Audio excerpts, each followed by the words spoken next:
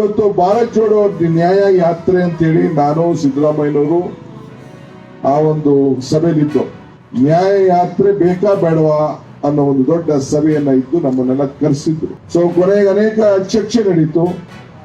ಭಾರತ್ ಜೋಡೋ ಯಾತ್ರೆ ಅಂತ ಮಾಡಬೇಕು, ಕೆಲವು ನ್ಯಾಯ ಯಾತ್ರೆ ಮಾಡಬೇಕು, ಕೆಲವು ನ್ಯಾಯ ಬೇಡ ಅಂತ. ಸೊ ಅನ್ಯಾಯದ ವಿರುದ್ಧ ಹೋರಾಟವನ್ನು ಮಾಡಕ್ಕೆ ಎರಡನೇ ಹಂತದಲ್ಲಿ ರಾಹುಲ್ ಗಾಂಧಿ ಅವರು ತೆಗೆದುಕೊಂಡಂತ ಒಂದು ತೀರ್ಮಾನ ಇದೆಯಲ್ಲ, ಈ ಚಳಿಲಿ ಈ ಬಿಸಿಲಿನಲ್ಲಿ ಇವತ್ತು ಒಂದು ಬದ್ಧತೆ ಇದೆಯಲ್ಲ, ಈ ದೇಶದ ಜನತೆಯನ್ನ ಹೃದಯವನ್ನ ಒಗ್ಗೂಡಿಸಬೇಕು, ಯುವಕರ ಸಮಸ್ಯೆಯನ್ನ ಬಗೆಹರಿಸಬೇಕು, ಈ ದೇಶದಲ್ಲಿ ಆಗ್ತಾರಂತ ಒಂದು ಬೆಲೆ ಏರಿಕೆಯನ್ನ ತಡೆಗಟ್ಟಬೇಕು ಅನ್ನೋ ಒಂದು ಏನು ಒಂದು ಮೂಲ ಮಂತ್ರವನ್ನ ಇಟ್ಕೊಂಡು ಈ ಯಾತ್ರೆಯನ್ನ ಮಾಡ್ತಾ ಇದ್ದಾರೆ. ಇದು ನಮಗಲ್ಲ, ಎಲ್ಲ ವಿರೋಧ ಪಾರ್ಟಿಗಳು ಕೂಡ ಇದೊಂದು ಮಾದರಿ, ಇದೊಂದು ಇತಿಹಾಸ. ಇದು ಕಾಂಗ್ರೆಸ್ ಪಕ್ಷದಲ್ಲಿ ಮಾತ್ರ ಇಂಥ ಇತಿಹಾಸವನ್ನ ಮಾಡ್ಲಿಕ್ಕೆ ಸಾಧ್ಯ. ಈಗ ಬಿಜೆಪಿಯವರು ಯಾರು ಇಂಥ ಯಾತ್ರೆಯನ್ನ ಮಾಡ್ಲಿಕ್ಕೆ ಪ್ರಯತ್ನ ಮಾಡಲಿಲ್ಲ.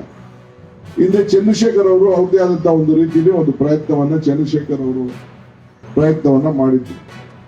ಅದು ಬಿಟ್ರೆ ಇಷ್ಟು ದೊಡ್ಡ ಯಾತ್ರೆ, ಇಷ್ಟು ದೊಡ್ಡ ನಡಿಗೆ ಇದು ಕಾಂಗ್ರೆಸ್ ಪಕ್ಷದಿಂದ ಮಾತ್ರ ಸಾಧ್ಯ. ನೀವೆಲ್ಲ ಕಾಂಗ್ರೆಸ್ ಪಕ್ಷದ ಕುಟುಂಬದ ಸದಸ್ಯರು, ನಿಮ್ಮೆಲ್ಲರೂ ಕೂಡ ಅದು ದೊಡ್ಡ ಶಕ್ತಿ ಮೂಡ್ತದೆ.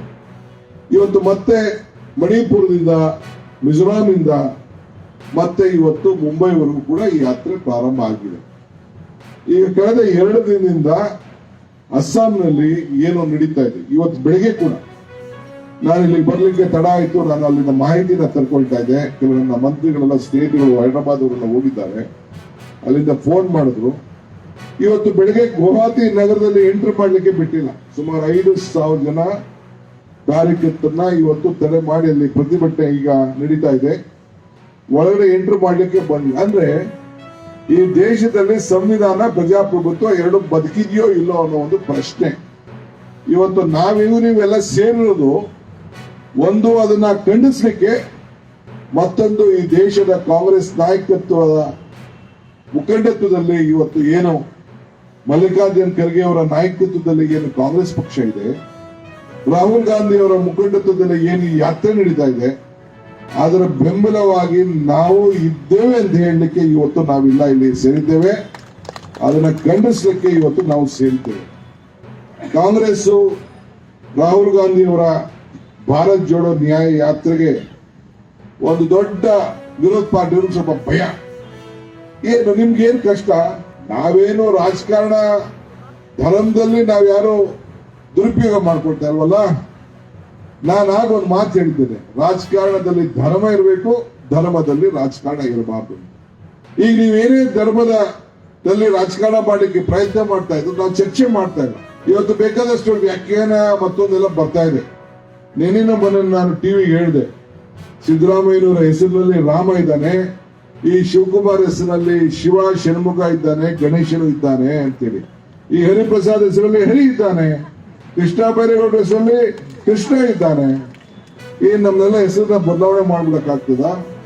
ಇಲ್ಲ ಏನಾದ್ರು ಹಿಂದೂ ಧರ್ಮ ಆಗ್ಲಿ, ನಿಮ್ದೇ ಆದಂತಹ ಒಂದಿದು ಏನು ನಿಮ್ಮನೆ ಆಸ್ತಿ ಕಟ್ಟಲಿಕ್ಕೆ ಸಾಧ್ಯ? ನಮ್ಮೆಲ್ಲರ ಧರ್ಮ, ನಮ್ಮ ಧರ್ಮ, ನಮ್ಮ ನಂಬಿಕೆ.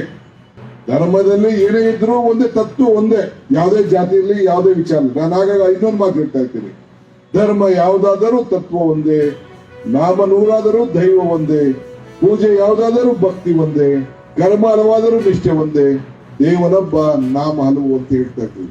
ಹಂಗೆ ನಾವು ಕಲ್ಲಲ್ಲೂ ದೇವ್ ನೋಡ್ತೇವೆ, ಮರದಲ್ಲೂ ನೋಡ್ತೇವೆ, ಗಾಳಿಯಲ್ಲೂ ನೋಡ್ತೇವೆ, ನೀರಿನಲ್ಲೂ ನಾವು ನೋಡ್ತೇವೆ. ಇವತ್ತು ನಾವು ಈ ಸರ್ಕಾರ ಬಂದಿದೆ, 5 ಗ್ಯಾರಂಟಿ, 5 ಬೆರಳು, 5 ಗ್ಯಾರಂಟಿ, 5 ಬೆರಳು ಸೇರಿ ಕೈ ಮುಷ್ಟಿ ಆಯ್ತು, 5 ಗ್ಯಾರಂಟಿ ಸೇರಿ ಕೈ ಹಸ್ತ ಬಲವಾಯ್ತು. ಇದನ್ನ ನಿಮ್ ಕೈಲಿ ತಡ್ಕೊಳಕ್ ಆಗ್ತಾ ಇಲ್ಲ. ಇದನ್ನ ನೋಡಿ ಹೆದರ್ಬಿಟ್ಟು ಪಾಪ ಏನೇನೋ ಹೊಂದಾಣಿಕೆಯನ್ನ ಇವತ್ತು ಮಾಡ್ಕೊಳ್ಳಿಕ್ಕೆ ಪ್ರಯತ್ನವನ್ನ ಮಾಡ್ತಾ ಇದ್ದಾರೆ.